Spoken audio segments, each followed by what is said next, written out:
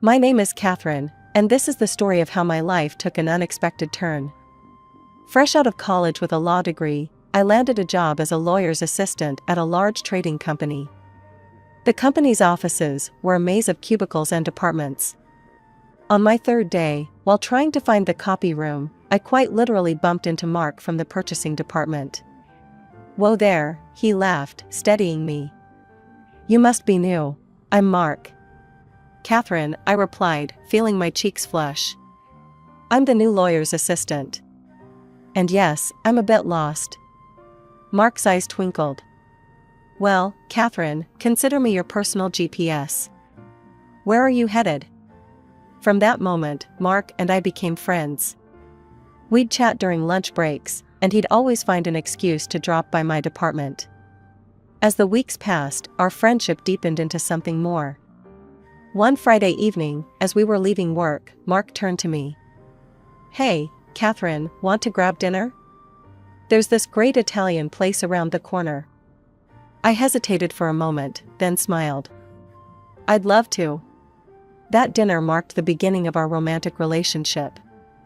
We dated for a year, our bond growing stronger with each passing day. Mark was everything I'd ever wanted in a partner: kind, funny, and supportive. On our first anniversary, Mark proposed. We were married 6 months later in a small ceremony with our closest friends and family. Mark's mother, Linda, attended but seemed less than thrilled. She'd always been a bit cold towards me, and I overheard her muttering to a relative during the reception. "He could have done better," she said, not realizing I was within earshot. "There are so many successful, rich girls out there." But no, he had to choose her. Her words stung, but I tried not to let them dampen my happiness. Mark loved me, and that was all that mattered. After the wedding, we decided to buy an apartment. I had inherited a substantial sum from my grandmother, so Mark and I were able to split the cost 50-50. It was a cozy 2-bedroom place in a nice neighborhood, perfect for starting our life together. A year into our marriage, life had settled into a comfortable rhythm. Mark and I were both doing well at work, and our weekends were filled with lazy mornings and exploring the city. Everything seemed perfect, until the day I woke up feeling off. At first, I brushed it off as a simple stomach bug. But as days passed and the nausea persisted, a small voice in the back of my mind whispered a possibility I hadn't considered. Could I be pregnant? One morning, I decided to find out for sure. I bought a pregnancy test on my way to work and snuck into the office bathroom during my lunch break. Those 2 minutes of waiting were the longest of my life. When I finally looked at the stick, my heart skipped a beat. 2 pink lines. That evening, I decided to surprise Mark with the news. I picked up his favorite takeout and set the table with candles. When he walked in, his eyebrows shot up. "What's the occasion?" he asked, hanging up his coat. I took a deep breath. "Mark, I have something to tell you. I'm pregnant." The silence that followed was deafening. Mark's face went through a series of emotions: surprise, confusion, and then, disappointment. "Are you sure?" he finally asked, his voice strained. I nodded, my earlier excitement fading. "I took a test today. It's positive." Mark sank into a chair, running a hand through his hair. "Catherine, don't you think it's too soon? We've only been married a year. We haven't even had time to enjoy each other yet. Maybe we should consider our options?" I felt like I'd been doused in ice water. "Options? Are you suggesting an abortion?" Mark shrugged, not meeting my eyes. "It's just something to think about. We're both building our careers. A baby would change everything." I stood up, my hands shaking. "I can't believe what I'm hearing. This is our child, Mark. I'm keeping it." The next few days were tense. Mark and I danced around each other, the elephant in the room growing larger by the minute. I decided to see a doctor, hoping for some good news to change Mark's mind. The visit didn't go as I'd hoped. The doctor, a kind-faced woman named Dr. Patel, looked at me with concern after the examination. "Mrs. Thompson, I'm afraid your pregnancy is high risk, she said gently. You'll need to be very careful. Less stress, more rest, and plenty of relaxation. I felt my world tilting. What does that mean for the baby? Dr. Patel squeezed my hand. It means we'll need to monitor you closely. There's a risk of miscarriage, but with proper care, we can minimize that risk. I left the clinic in a daze. How was I supposed to have less stress when my own husband didn't want our baby? When I got home, I found Mark watching TV. How did it go? He asked, not looking away from the screen. I took a deep breath. The pregnancy is high risk. I need to reduce stress and rest more. I'm going to ask if I can work remotely. Mark's jaw clenched. Catherine, I really think we need to reconsider this. It's not too late to... Stop, I cut him off. I've made my decision, Mark. I'm having this baby, with or without your support. The next morning, I approached my boss, Mr. Jameson, with trepidation. I explained my situation and requested to work remotely. To my relief, he was understanding and agreed immediately. Your health and your baby's health come first, Catherine, he said kindly. We'll set you up with everything you need to work from home. I felt a weight lift off my shoulders, but it was short-lived. When I told Mark about the arrangement, his reaction was less than enthusiastic. Great, he muttered. So you'll be home all day, doing what exactly? I stared at him, incredulous. Working, Mark. And taking care of myself and our baby. He scoffed and walked away, leaving me feeling more alone than ever. As the weeks passed, I threw myself into my work and preparing for the baby. I read every pregnancy book I could find, started eating healthier, and even took up prenatal yoga. Meanwhile, Mark grew more distant. He started staying late at work, claiming he had to pick up my slack. On weekends, he'd suddenly have business trips that he'd never mentioned before. I tried to talk to him about it, but he'd brush me off. One evening, as I was setting the table for dinner, the doorbell rang. It was Mark's mother, Linda. I thought I'd drop by and see how you're doing, she said, her smile not quite reaching her eyes. I invited her in, trying to ignore the way her gaze critically swept over my growing belly. Mark tells me you're working from home now, she said, settling onto our couch. I nodded. Yes, the doctor advised it for the baby's health. You know, Catherine, a child isn't always the blessing people make it out to be. Especially when it comes at the wrong time. I felt my hackles rise. There's never a perfect time for a baby, Linda. We'll manage. She leaned forward, her voice lowering. Are you sure about that? Mark is young, ambitious. He needs a partner who can support his career, not hold him back. Don't make him regret his choice. A few days later, as Mark was getting ready for work, I caught a whiff of something unfamiliar. A perfume, floral and sweet, that definitely wasn't mine. I froze, my mind racing. New cologne? I asked, trying to keep my voice casual. Mark looked startled for a moment before shrugging. Oh, yeah, got it as a sample. Like it? I forced a smile. It's nice. But as he left for work, I couldn't shake the feeling that something was very wrong. The perfume wasn't cologne, and it certainly wasn't a sample. It was expensive women's perfume, and it clung to my husband's shirt like a silent accusation. The next morning, after Mark left for work, I picked up my phone with shaking hands. I scrolled through my contacts until I found the number I was looking for, my cousin, Jack. He worked for a detective agency, and if anyone could help me uncover the truth, it was him. Hey, Kath, Jack answered cheerfully. What's up? I took a deep breath.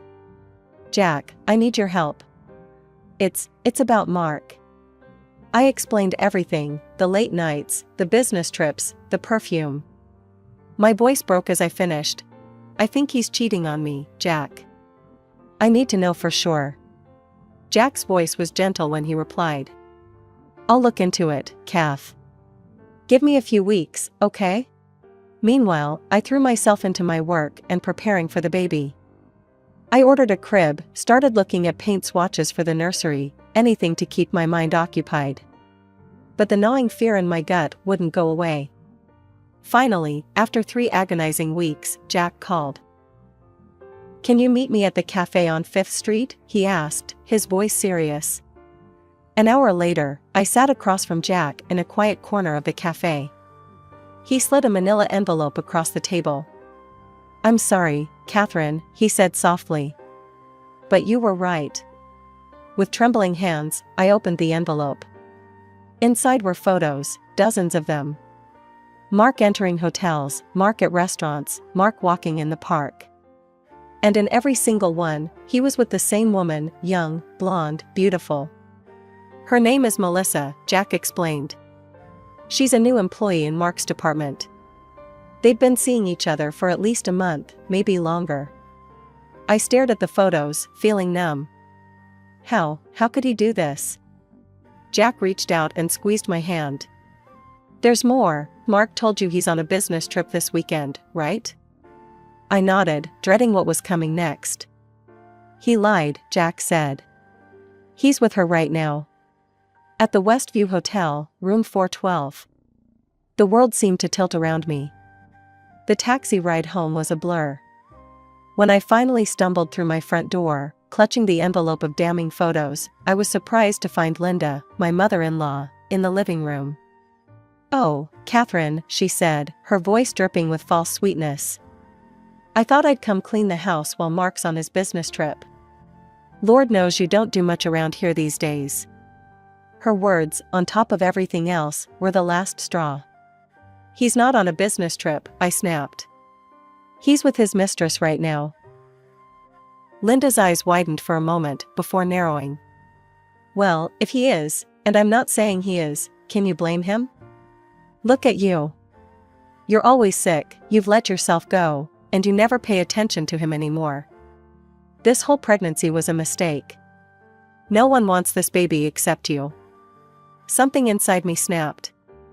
"Get out," I hissed. "Get out of my house right now." Linda looked shocked for a moment, then sneered. "Gladly. Don't come crying to me when Mark leaves you." As the front door slammed behind Linda, I sat on the floor, my mind reeling from her cruel words. But as the initial shock wore off, a new emotion took its place: determination. I couldn't just sit here while my husband betrayed me. With shaking hands, I pulled myself up and grabbed my car keys. I knew where Mark was, and I was going to confront him. The drive to the Westview Hotel was a blur, my thoughts a chaotic mix of anger, hurt, and disbelief. Before I knew it, I was standing in front of room 412. I could hear laughter from inside, Mark's deep chuckle, and a woman's high-pitched giggle.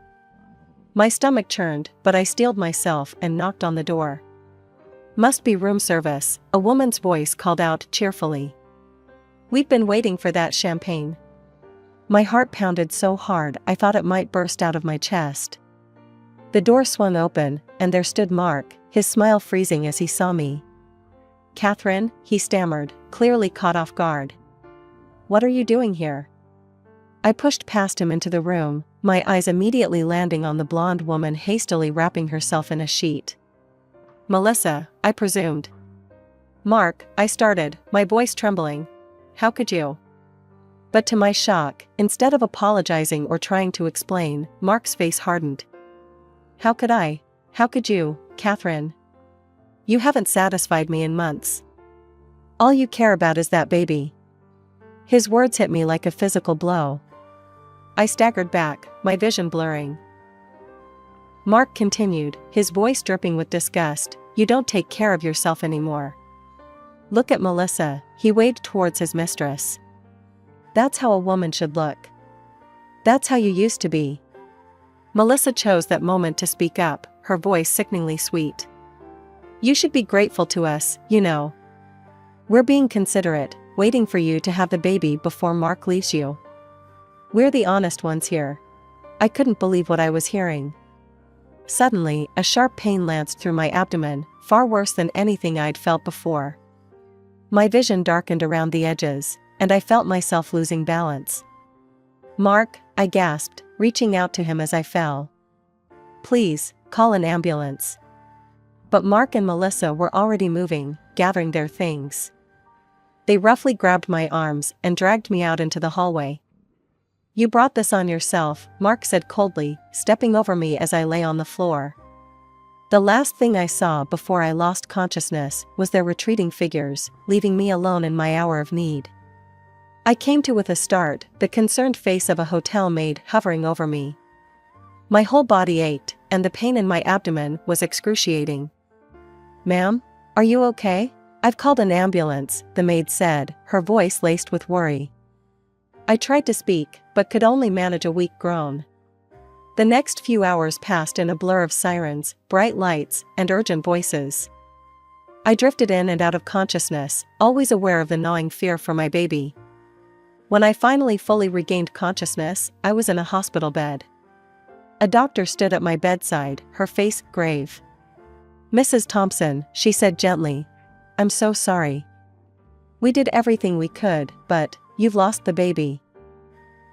Her words hit me like a physical blow.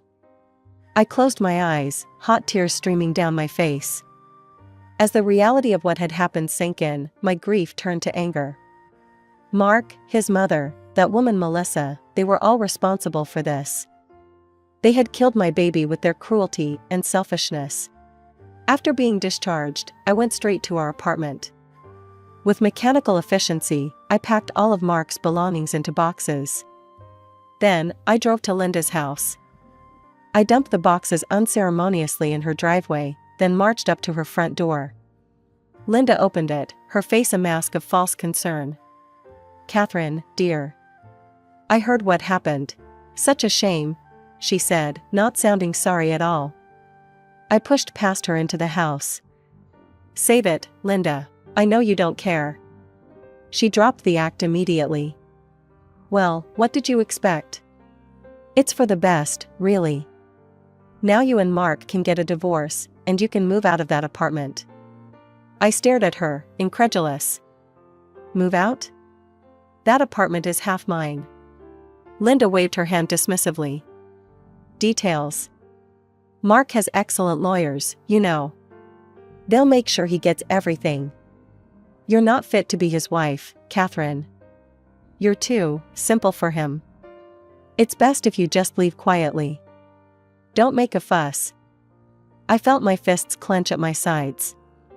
I will not leave quietly, I hissed. I'm going to fight. For the apartment, for everything. Your son and his mistress killed my baby, and I won't let them get away with it. Linda's face paled slightly, but she quickly recovered. Don't be dramatic, Catherine. These things happen. It's nobody's fault. As I turned to leave, a thought struck me. I faced Linda one last time. Tell me something, Linda. How would you feel if you lost your child? If someone's cruelty and selfishness robbed you of your baby? For the first time, Linda looked genuinely shaken. She opened her mouth, then closed it again, at a loss for words. I nodded, a grim satisfaction settling over me. That's what I thought. With a newfound determination, I reached out to my old college friend, Alex, who had become a successful divorce lawyer. When I explained my situation, he didn't hesitate. I've got your back, Catherine, Alex assured me. We'll make sure you get what you deserve. The court proceedings were grueling. Mark and Melissa put on a united front, denying their affair and painting me as a mentally unstable woman inventing stories after losing my baby. Your Honor, Mark's lawyer argued, Mrs. Thompson is clearly suffering from delusions brought on by her tragic loss. There is no affair, only a grieving woman's imagination. But Alex was prepared. With a nod from the judge, he presented the evidence we had gathered. I'd like to submit these photographs into evidence, Alex announced, passing them to the judge. The courtroom buzzed as Mark and Melissa's faces paled. Then came the coup de grace. Furthermore, Your Honor, we have video evidence from the Westview Hotel. The footage played, showing Mark and Melissa dragging my unconscious body into the hallway, laughing as they abandoned me. Gasps echoed through the courtroom. Finally, the hotel maid testified, describing how she found me unconscious and called for help. By the time she finished, there wasn't a sympathetic face for Mark or Melissa in the room. The judge's verdict was swift and decisive. In light of the evidence presented, I rule in favor of Mrs. Thompson. Mr. Thompson will pay financial compensation for emotional distress, and all marital assets will be divided equally.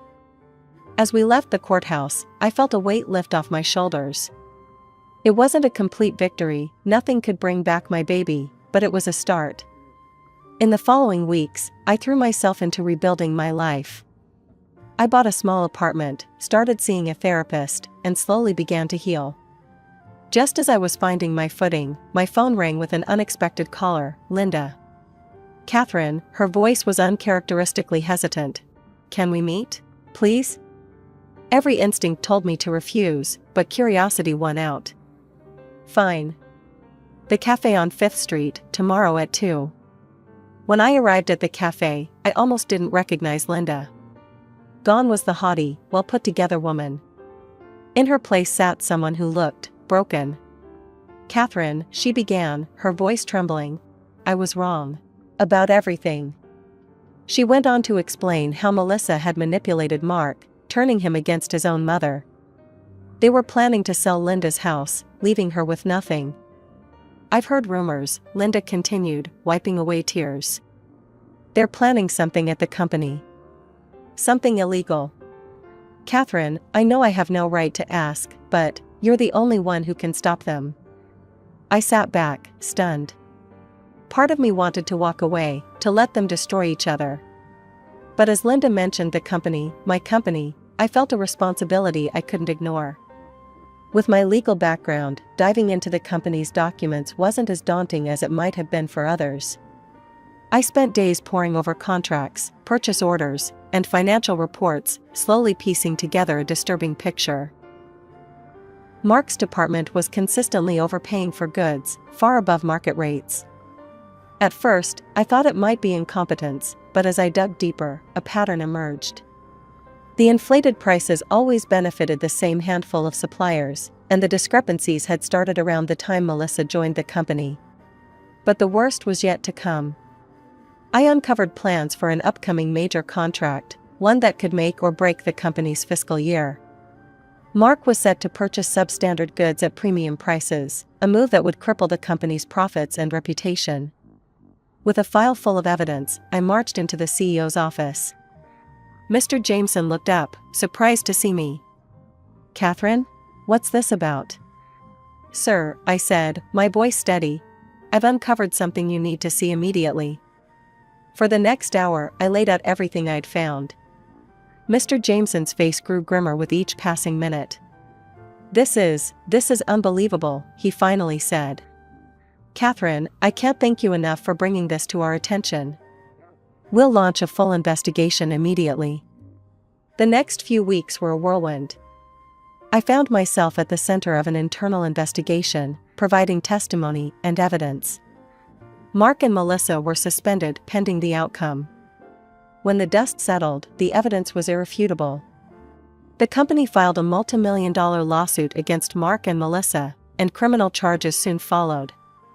I watched from the courtroom as they were both convicted, knowing they'd never hold positions of power again. In the aftermath, Mr. Jameson called me into his office again. This time, his face was beaming. Catherine, your work on this case was exemplary. We'd like to offer you a promotion to senior lawyer, along with this award for exceptional service to the company. I left his office with a new title and a plaque, feeling a mix of pride and bittersweet vindication. Weeks later, my phone rang. It was Linda. Catherine, she said, her voice choked with emotion. I heard what you did. You saved the company. You saved my house. I was so wrong about you. Can you ever forgive me? Linda, I replied softly, I forgive you. But I think it's best if we both move on with our lives separately. I understand, she said. Thank you, Catherine. For everything. As I hung up the phone, I felt a chapter of my life truly closing. The pain would always be there, a dull ache for the child I'd lost and the life I'd thought I'd have. But I'd also discovered a strength in myself I never knew existed.